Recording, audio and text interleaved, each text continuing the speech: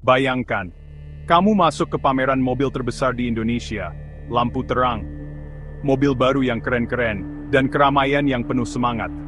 Tapi di balik semua kemewahan itu, ada alarm merah yang menyala kencang.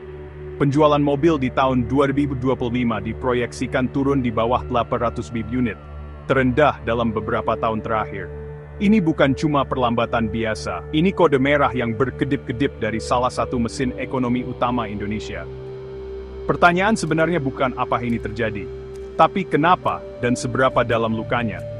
Biar saya jelaskan, ini bukan cuma salah satu pihak saja. Anggap saja apa yang terjadi ini sebagai badai yang sempurna, 3 awan gelap menggantung di atas kepala kelas menengah Indonesia. Pertama, daya beli yang terkikis.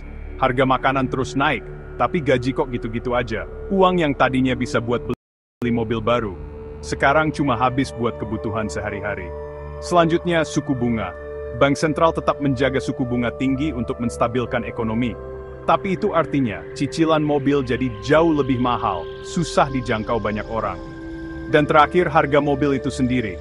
Rupiah melemah, biaya produksi naik, dan harga jual terus merangkak naik. Jarak antara apa yang orang inginkan dan apa yang bisa mereka beli jadi makin lebar. Nah, saya bukan cuma nebak-nebak aja ya, saya sudah hitung angkanya. Data dari 34 provinsi, 26 kuartal, dan model analisis yang canggih. Apa hasilnya? 2 biang kerok utama, inflasi dan suku bunga tinggi. Lebih dari 60% penurunan penjualan mobil disebabkan oleh kedua hal ini.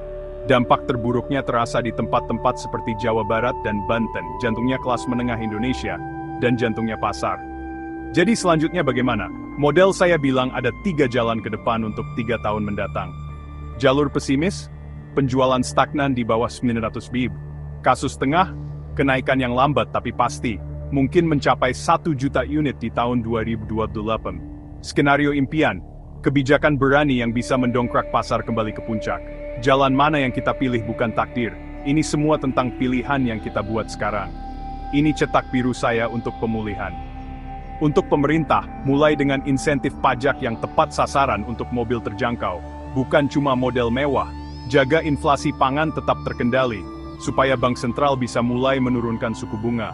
Dan untuk jangka panjang, bangun ekosistem mobil listrik yang mandiri, alih-alih insentif ke produsen baterai dan komponen di Indonesia. Industri, kalian juga punya pekerjaan rumah. Keluarkan model hibrida yang terjangkau, bayangkan LCGC hibrida yang super efisien di jalanan. Dan berkreasi dengan pembiayaan, pikirkan suku bunga 0% di awal, atau program jaminan nilai jual kembali. Mari kita perjelas, penurunan penjualan tahun 2025 bukanlah akhir. Ini adalah panggilan bangun. Kekuatan sejati bukan cuma tentang proyek-proyek besar, tapi juga tentang daya beli rumah tangga. Dengan langkah yang tepat, baik dari pemerintah maupun industri, kita bisa mengubah sinyal krisis ini menjadi titik balik.